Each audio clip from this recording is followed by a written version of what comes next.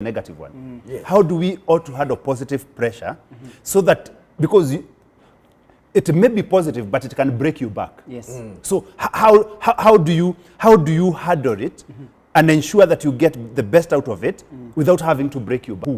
Communicate. You see, when like now we are talking about issues that are rising in our families, and so you need to communicate with your wife. Yeah. And so you need to explain to your wife, like a small baby. Yeah. Baby, this is what is happening. You know our accounts. Yes. The account is reading this and this.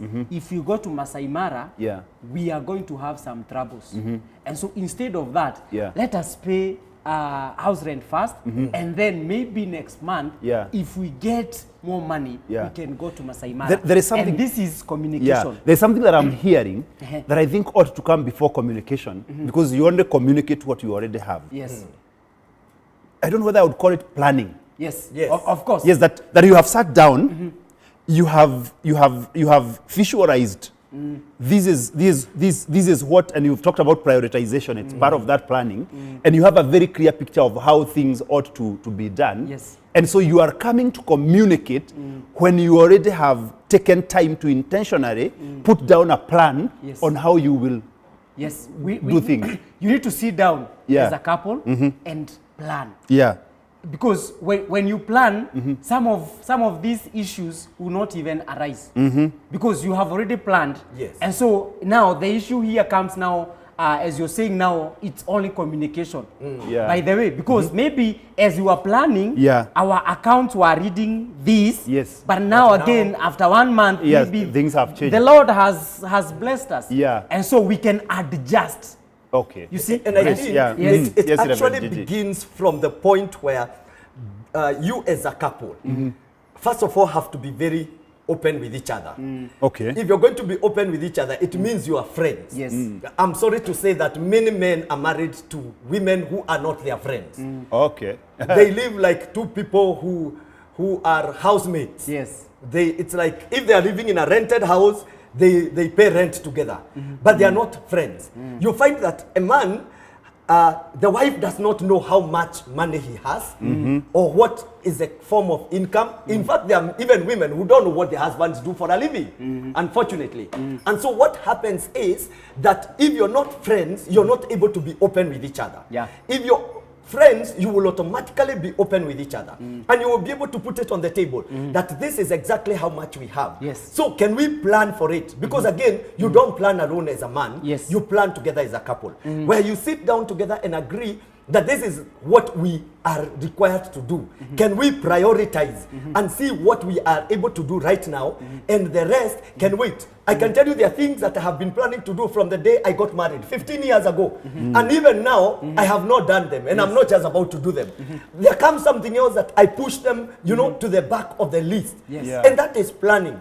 But my wife has to know that this exactly is what is happening in our life as a family, so that we are able to plan. And then as we plan, we are now in constant communication, the two of us, that this is what we're going through, this is what we need to do, this is what can wait, this is what is urgent. Yes. As you do that, by the end of the day, Yeah.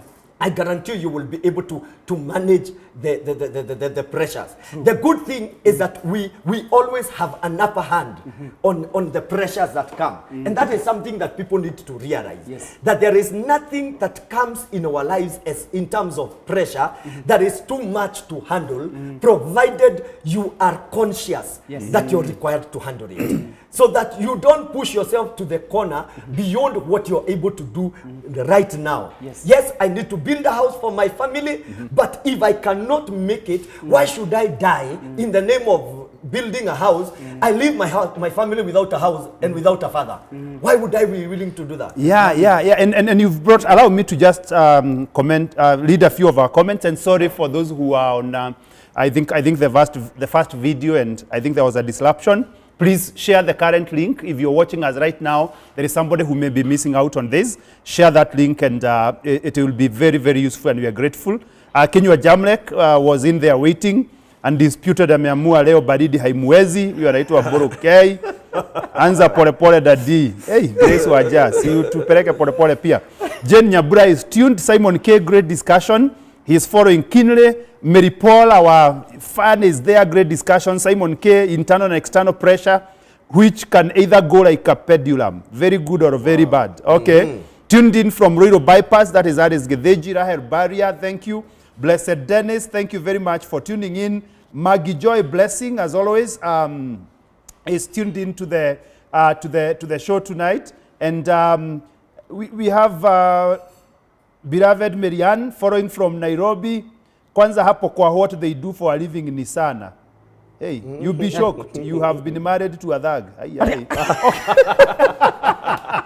Yeah, it happens. Yeah, and you know, there's a question. I know this is not couples will show. Yes. But there's something that has been troubling me. And I don't know whether it is the pressures of life that bring this. So that people are lovebirds when they're preparing to marry. Yes. Yes.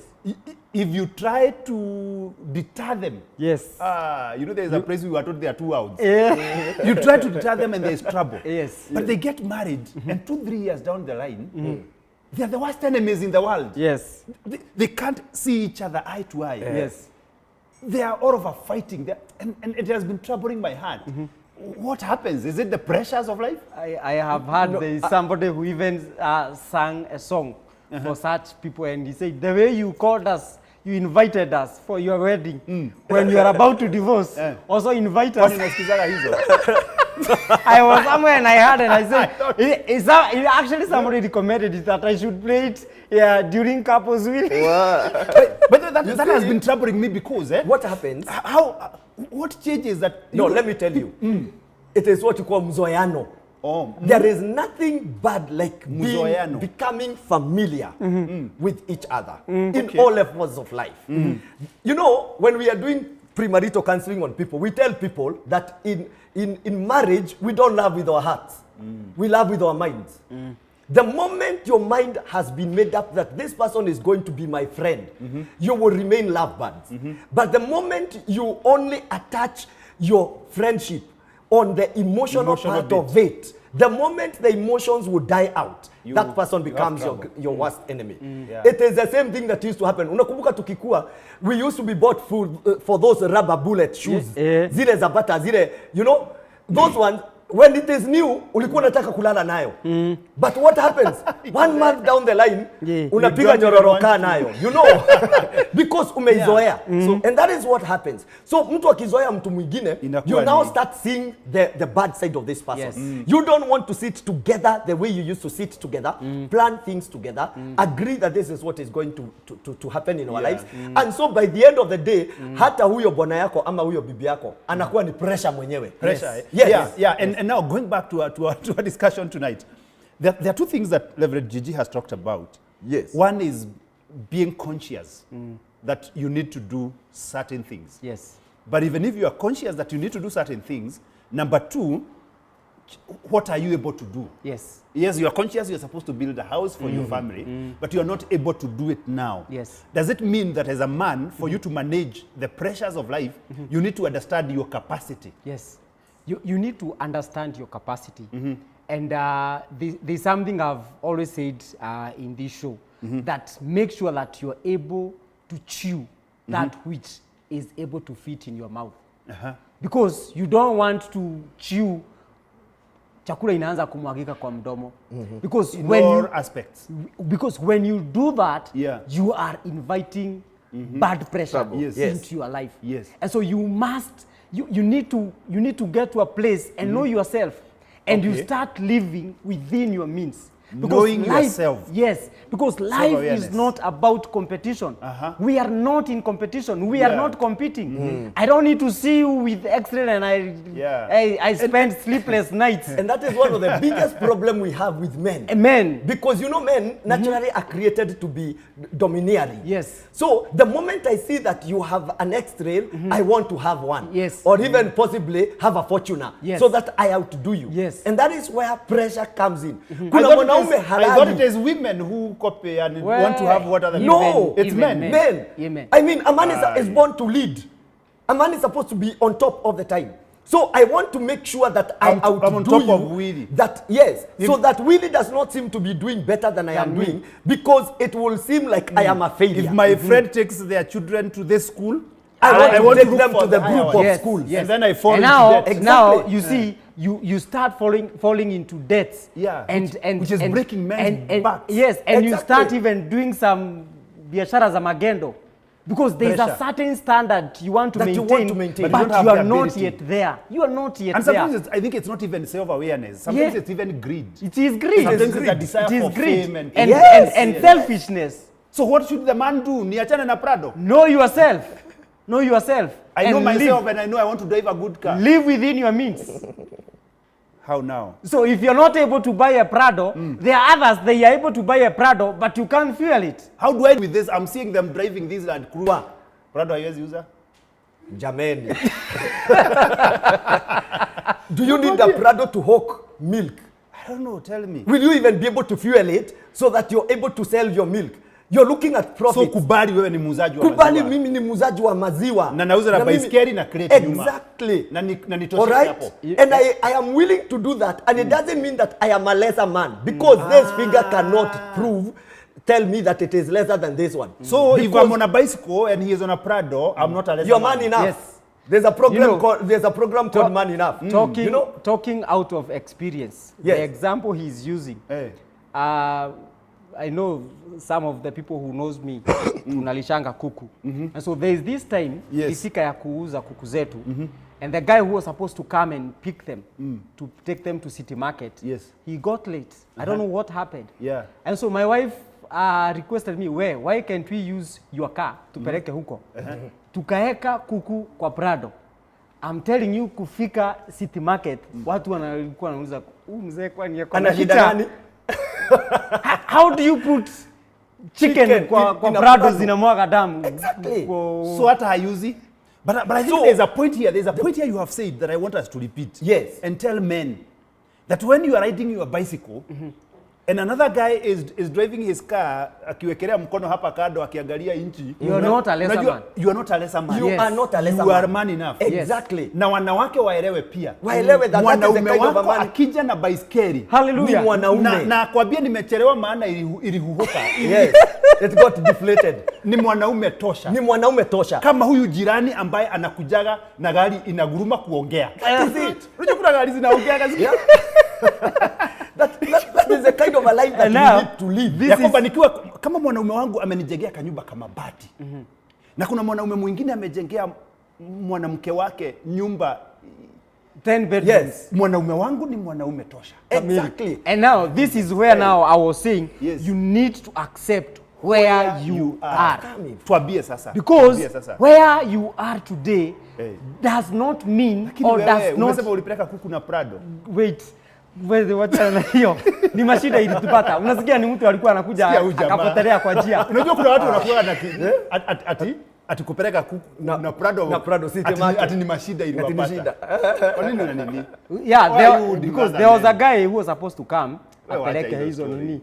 So tukakosa otherwise. Na kuku zimechinjwa na Shida. zikichelewa. Unasema ni shida. Ni shida kwa sababu Wacha hiyo. Tuambie accepting where you are. Wewe tuambie mambo ya hizo accepting kuku where you are. zikichelewa, sijui kama hata tukasema tutakula kila siku 10.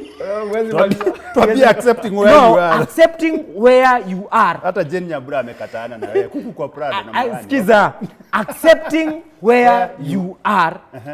One, we must know and understand that where I am today does not define who I am. Exactly. You see? Okay. Where? So my identity Yes. is not tied By my By, status. to yes, where I am. Because my identity is not in the things of this world. But now for you to get here, you must have a deeper revelation and understand and know where your identity is. And this Richer man. is where you must realize and understand that your identity Yeah. is in Christ. And so when you realize that, Yes. where you are today will not make you feel like you are less. You will So not you'll make accept you where you that are. when you see that man driving V8, that he's ahead of you. No. Yes. And you must know that where I am today Yes. is not where I'll be tomorrow. Wait a minute. Wait a minute. So you're saying where I am today Yes. accepting where I am today is not killing ambition Yes. to where I want to go tomorrow. Yes. So accepting is not complacency. Yes. It's not, It is not. It's not You are not complacency. saying It that is it only can't being happen. real. It is being real. Because Yeah. somebody might think accepting where I am today ni kutosheka na shida. No, those are two shida. different You must things. continue working hard.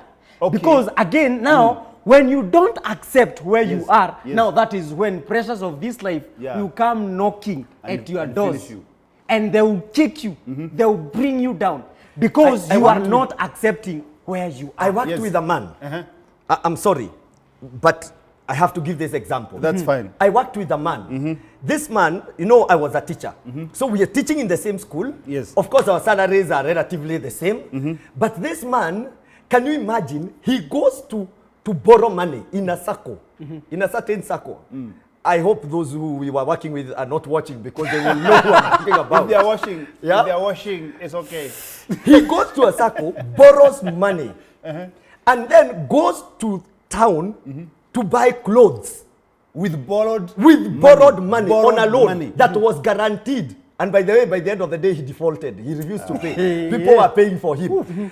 And you know what he does? He now comes to school dressed in a suit, a nice designer suit, a nice shoe. He's a bling. He starts counting for us how much he's worth. I'm wearing a suit of, I don't And know. you're the same 15. people who guaranteed him the loan. I'm telling you, yeah, he counts. I am wearing a suit of 15,000. This shoe that I'm wearing is what I don't know 8,000. Na ni ya The loan. boxer anatuhesabia mpaka boxer Ah, yenye yeah, amevaa. yeah. Look at this, and it is all borrowed money. And Jesus we know Christ. 2 weeks ago we were guaranteeing him a loan with the circle. Honestly, this is somebody who does not, has not appreciate accepted. where he is. And I like His what- children, Yeah. at that time, we come to learn they have not been to school. They've been sent home because of school fees. Yet he's bragging about the watch he's wearing, the kind of lifestyle he's living. Let me tell you, guys, we've got to appreciate who we are. And- The and fact that accept I am where we where are. I am does not mean that I'm going to be there tomorrow. And I can tell you. You know, I can let tell me you. let me first quote a Yes. scripture. Uh-huh. Said 2 Timothy chapter 6 and verse 6, that godliness with contentment is great gain. You see, the moment you are contented with what you have, you start gaining. And so you begin to grow from where you are. Yes. You don't put unnecessary pressure on yourself because it will hinder you from growing. But the moment you appreciate that this is who I am, and this is where I am today, but Yes. tomorrow I can be better, you will live within your means, like we said. Yes. You will not put unnecessary pressure on yourself and on the people around you. Yeah. So that gradually you are able to move on. But many of us don't move. Reason because we are still paying the debts that we have incurred in the name of sustaining a certain lifestyle. Yes. We are still trying to make ends meet. We want to get a salary and eat meat the first 5 days of the month. And then after that, munakula ugali na turungi. Wow. You know? Yeah, I think It's sad. learning. And you know when you've said that about that accepting where you are does not mean you won't move. Yes. Just reminded me of just a few years ago. You know, I would go to Gekomba and I would see a nice looking, what I thought is a shirt. 20 bob. I That's would it. buy it. I would Yes. go iron it. Yes. I would go to church and rabashakama. No, let me ask And you, then let me Pastor, finish. where Let is me it finish the written? story. Let me finish the story. Then after, and then I would even interpret. I used to be a great interpreter. Then after the service, a sister would call me and tell me, by the way, is this shirt the blouse? No, please. But that one, that did not prevent me from being sitting here today. By the way, I'm real life experience. Because you know their clothes are cheaper. Yes. So me I went, it's because inafanya hivi. Bao. Mimi nikaona hii. Wewe ulifanya mistake. But to be very honest, there was nothing wrong with what you were But doing. the village boy doesn't know where the buttons face. It's okay. You made mistakes. But the point here is there was nothing wrong with going to Gekomba And and, looking for picking a shirt of 20 shillings. Yes. There is absolutely Ama nothing kubadilisha wrong. kora. Yes. Imeisha Because upande huu, the truth unabadilisha. is, where is it I have written? done that. Then after that unaikata inakuwa Chinese kora. Kama hii yako. Yeah. You're not even sure kama ni Chinese collar hii ama ni mkata. So kubali mahali ulipo. Yes. If you cannot take your kids to their academy. Yes. Let Take them them go to to a the public public school. school Wapeleke kwa and Matiang'i. be content. Yes. If you cannot Do you live know- in a certain neighborhood. Can you say that again, Pastor? Yes. Because there are people who are dying with blood pressure. Yes. Because they are trying to sustain their children in these things called group of schools and Yes. academies. And they are shaming their kids. Okay? Their children are missing school every day. Yes. Because they want them to school in those academies. Yet there are guys that are going through Mwihoko Primary School and Dome Primary School, and they are still making it to the university. Can I tell you something? And wewe mwenyewe, wait a minute, Willie. Wewe mwenyewe mzazi, you did not even go to those group of schools. Yes. And yet you have made it in life. Now, and it is very sad Yeah. as you are talking about this, because the moment you do that, and now your children cannot go to school, you are now killing their self. Yes, you are killing killing their them. self-esteem. And so yeah. you are now you are under pressure, Yes. but now you are passing on The the pressure pressure to to your children. So that Exactly. as the other kids come to school, They are laughing they're after- taking They're trips laughing at them. to France. Yes. You cannot manage to You pay cannot Yes. pay for leave it. alone for the trip. Yes. Let us see the people who are watching us before we. So Maggie Joy Blessing, great discussions. Karaja Kevin following from Kayole. Kayole is a great place. Simon K, thank you tech team for ensuring we follow the great conversation. Thank you. We celebrate you guys. I know you're doing the best. Grace Waja, Lil Men handling real issues. Yes. Evangelist Nyaikuru, Israel. Wow, what a name. Following from Githurai, thank you very much. Beloved Marianne, following from Nairobi. Kwanza hapo they do. Hii ni kama nilikuwa nimesoma. Yeah, so Grace is saying, wow, Reverend Gigi, well said. Amos Muraya, you are following. Muache mazoeano. Kuna watu hapa wanaambiwa waache mazoeano by Buru K. Nani hawa hazoea? Domi Kim, wow, I love. Thank you, Domi Kim. Na amesema Pastor David Githiga usalimike. Jane Nyambura anasema kuku kwa Prado namna gani? Simon K. Nani yeye aliniwekesha hizo kuku? Ati ni yeye. Kwani yeye ni nani? The reporter is watching. Thank you. So, and Miriwaro is also watching. Yes. So as now we move forward, so we've talked about these normal pressures and how we ought to handle them. And maybe we can try to, I know we've said so many things here and there. We've talked about planning. Yes. We've talked about self-awareness.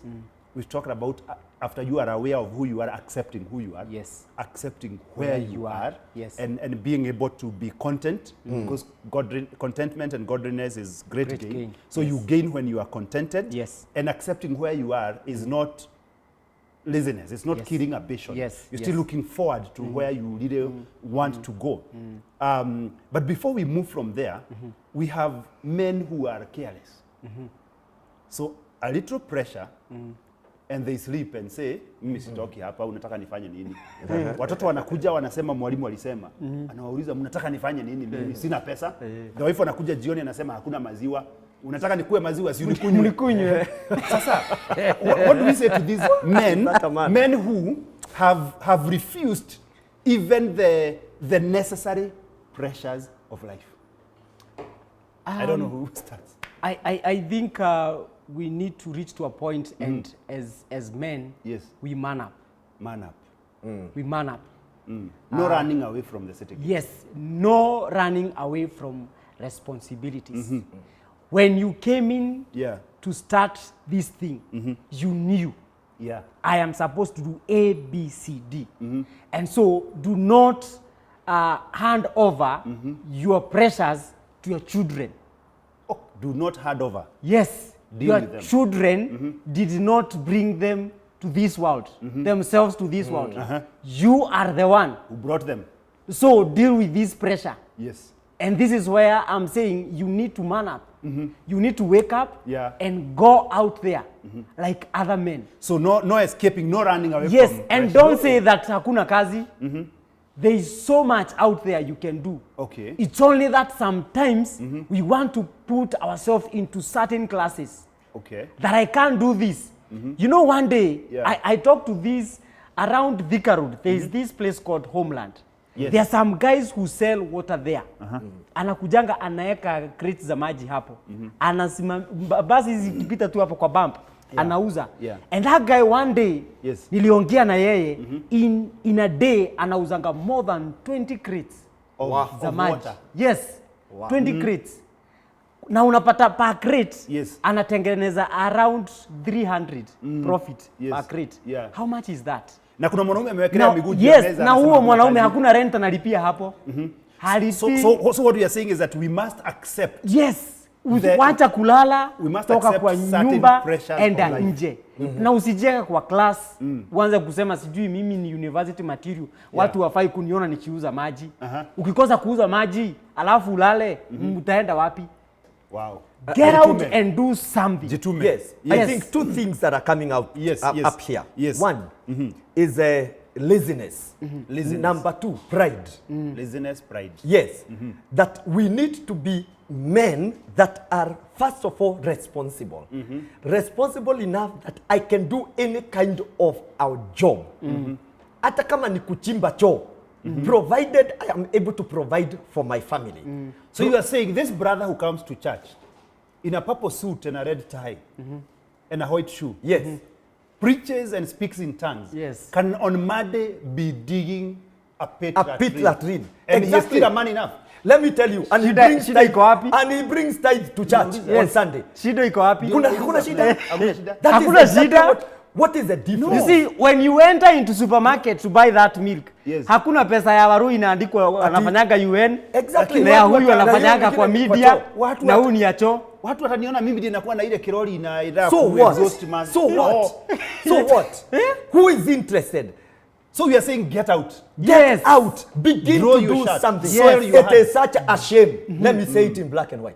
It's such a shame for anybody called a man to be sleeping in the house doing nothing when the other men are out there But you're saying working. there are no jobs. Nobody has There called are him. enough jobs in this nation. More than So enough. every man, Every man There has is something something they they can, can There do. is something you can do. If you cannot dig a pit latrine, you can sell mangoes in the market or tomatoes. If you cannot do that, unaweza uza makaa.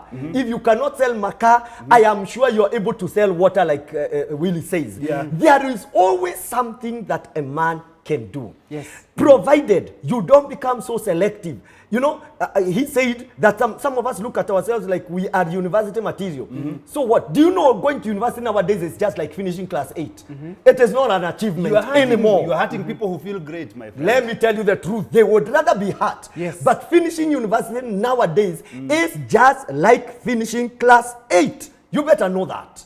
And Everybody in this Kenya, almost, let me not say everybody, almost everybody in this Kenya is now educated. Yes.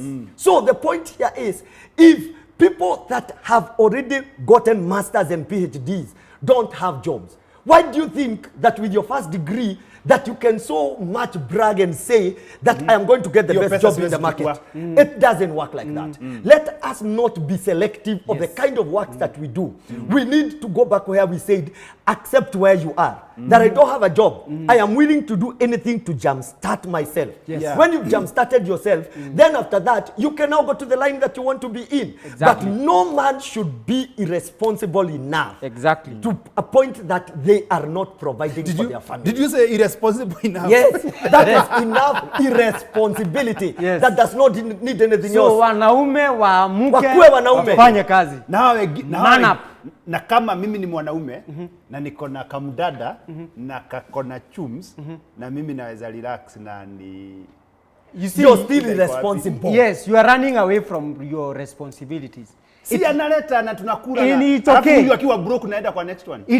No, let's Now ask you see- ourselves. You see now. Kenyash, That- what is the order of God in as far as a man and a woman is concerned? The man is Man is supposed to to be lead. the head. He is supposed to be up lead. there. So the wife, the woman should not whether she provide has, for the man. listen, Pastor Warui, whether she has money or not, she is coming to help. That's why God said, I will create for him a helper. helper. She is supposed to come and help you achieve that which you are not able to. Yes, she has money. Listen, You see, What if she now helps me 100%? listen, It is Warui. helping, but she is helping 100%. Listen. that is You not see, helping. yes. That you is need- doing it, and you are actually staying away. She And- is totally doing it alone. And Okay, and I okay. think it is okay. It is important for our audience to get this. Talk to We men, are talk not to saying men. that it is not okay for women to support their No. families. It is very much okay. They should support. You can. But again, Yeah. this man should do something. Something. There is no way your wife will be getting out every morning and leaving you Na wewe sleeping unararua there. blanketi the whole Unalala, day. kazi yako ni kulala mpaka kwa kiti mahali unakaanga kumejichora kama mtu hapo. Honestly, you're Get not out. man enough. Get out. Men. Man up and go. And you see now, Yes. when this woman Yes. comes and starts saying umeshinda huku na hakuna kitu umefanya, you start saying that huyu mwanamke anakupea pressure. You are the one. Si umelala na umewatch TV. Ni wewe ndio unajipea pressure. Let me tell you something. So something. You see, you see, men complain ati wanakaliangwa na wanawake wao or wanawake zao, whatever. You know, I always ask, kwa nini mwanamume anakaliwa? Unaweza jikaliwa kama hujakaa mahali idol. Unakaliwa kwa sababu kwanza umekaa mahali unakaliwa. Umekaa mahali ndio unakaliwa kama sasa. una move. Yes, Exactly. you cannot. So the point is, show your wife that I am a man enough, I am willing to go and do something. Yes. Let me tell you, hata kama kuna chums kiasi gani, she will be willing to support you, do whatever you are doing. Yes. Because there's something, go out. Yes, So there's men, something you're doing. So we must accept positive pressure. Yes. And do what a man must do. Yes. So if there is no food on the table, It is actually your sole responsibility as a man. stop pretending like you are a victim. No, you're not. You know there are men who... And by the way, there are some other men, act victims. they are waiting for their families to say Every thank time you. you call. No, not even nini, say thank you. tunakushukuru. Unanishukuru Si kwa sababu it is your unafanya- responsibility. No, it is my responsibility. So, unashukuriwa nini? Niki kununulia rida nzuri. It is your Niambia responsibility. Yes, lakini It is okay, but it is your Now you're responsibility. telling our wives not to So, be saying thank you to us. No. Even we if are not they saying don't that. say thank They you, should say, You will I'm still- saying, listen. even if they don't say, it Aye. is your responsibility. Is there a fire extinguisher You say you are somewhere? wrong. Whether they say it or not, Yes. whether they say it It or is your not, you buy responsibility. one today, you come with it, she doesn't say thank Lakini you. tafadhali Tomorrow, msemaje asante. wait. Tomorrow, go back and buy another one. Yes. And if she does not say thank you, then that day you still buy another one. It is your responsibility to provide, Nakubali. with or without being told thank you. Nakubali, lakini waseme. It is Waseme good asante. manners. It is good manners. say Let thank me you. correct this. Oh, It it's is good good manners say for thank you. our families to appreciate what we are Yes, doing. yes. But even if they don't, we don't stop doing it just You see, My now goodness, this is huku kuna now watu. where now there.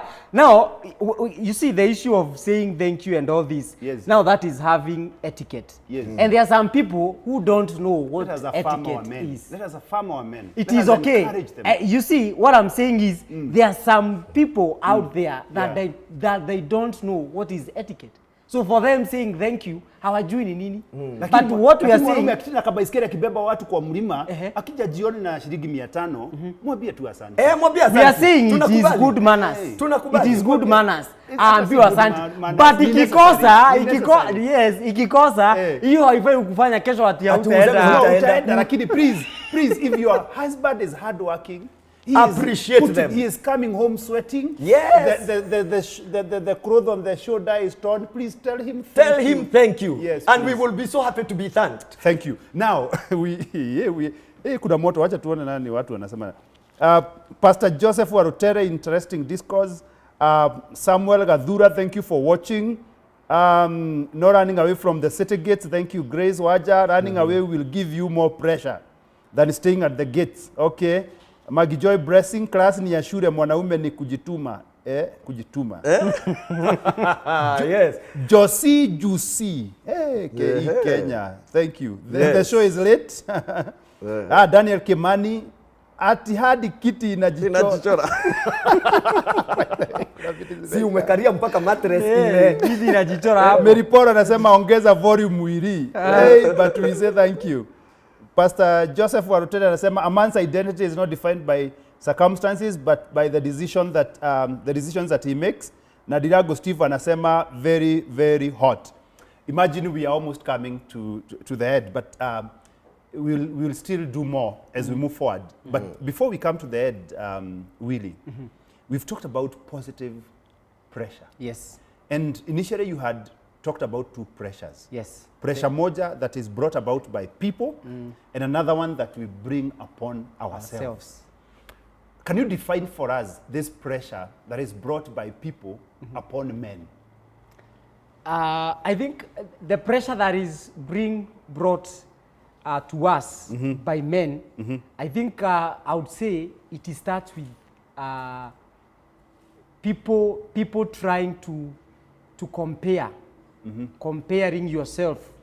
I mean, you are having a show with Gigi. How comes Gigi is doing this and you are Roy?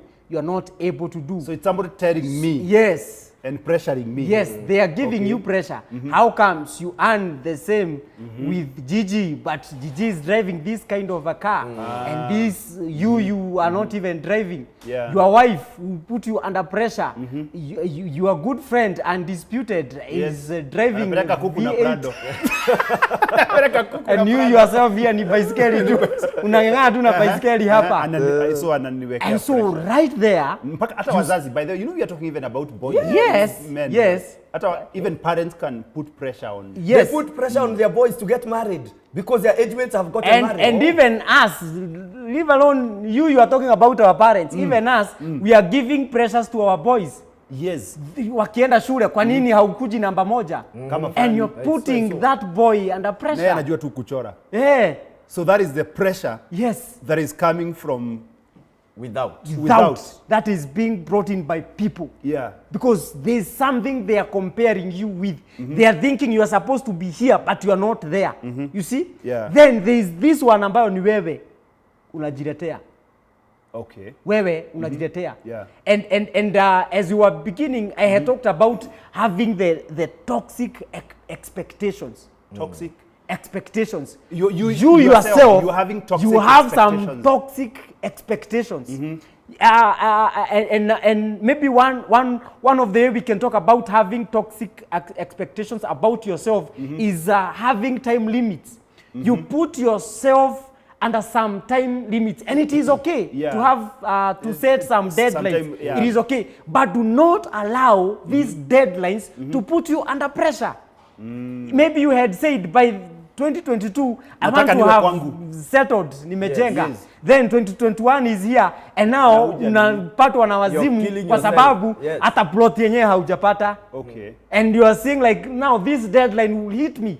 And I want by 2022 nikuwe nimejenga. So do not allow some of these expectations to give you pressure. You know, when you have mentioned that, what has come to my mind is something that people call midlife crisis. And I hope sometime we can get time to talk about midlife crisis and such things where people wake up at 40 and they had expected to do all these things and they are nowhere near that. They get into a crisis and they start doing crazy things.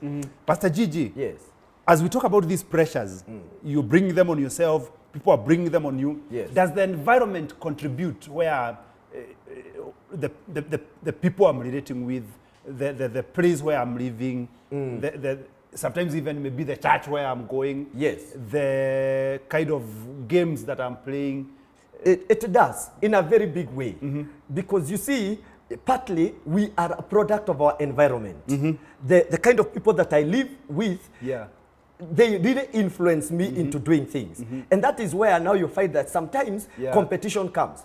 Actually, whatever we are calling pressure from without or from outside, mainly is peer pressure. You know, we talk about peer pressure and people think that this is a thing for the teenagers. For the teenagers to deal with. But I can tell you peer pressure is all over, everywhere. When I want to buy a good car like you have bought, it is peer pressure. You know, the other day we were discussing and we were saying that people even want to go and pay dowry because their friends have already paid their dowry. And if they come from where we come from, they have cut the shoulder. You know? You know, so you put yourself pressure because it is your friends have you have surrounded yourself. You have surrounded and yourself. you have put yourself in an environment in the wrong that environment. Pressures you. Where you go to church. If you go to a church where everybody comes driving, I tell you, you will feel so pressured. Because your kids will be asking you, exactly. Kwa nini sisi tunatembea? You know, if the same thing we said about schools, that if you're taking your children to a certain level of a school, there will be some expectation. If kids are going to France, your kids kids will also put pressure on you too. You know, I remember some other day, I had not paid for my Wi-Fi in the house. And I can tell you, my daughter was on my case. And It became a right. I'm trying to tell her, I don't have money to pay for the Wi-Fi now, but when I get money, I'll pay. And she's telling me, but no, Dad, you always have a lot of money. Yes. And if you don't have, even Mom has a lot of money, she can lend you some. You know, that is my daughter. You know, so the environment actually has a lot of role to play. And we need to be very careful. If you need to change environment, please change. I will tell people that. There is nothing wrong with stop staying in Kasarani and crossing over the river and start living in Mathare. We will pick it from there. Yes. Okay, so I shut up. Yes. We'll pick it from Hold your there. pressure. We will ask ourselves, what are the remedies? How can we help this man who is under pressure? Pressure, as he looks for pleasure. For pleasure. So thank you very much for watching us tonight. Thank you, James Keboy. Great discussion. Keep it up. Thank you, Kagushia Areas. I hear you loud and clear. Virginia Maura, you asking, Pasi, unajua chums? Chums. Chums. Nikose kujua namna gani. So we'll end it there for tonight. We are so grateful that you joined us. We hope that you'll make time to join us next week. If you know a friend who didn't join us tonight and they can watch this and get some benefit from it, please share that link with them. Let them watch, let them give their feedback, and also give us your feedback. We would want to hear your views. We would want to know, is there something that we can do better? And that way, we will continue making the Etiquette the best show, not only in this region, but in this whole wide world. Thank you for watching us. This is Wema TV, the voice of hope.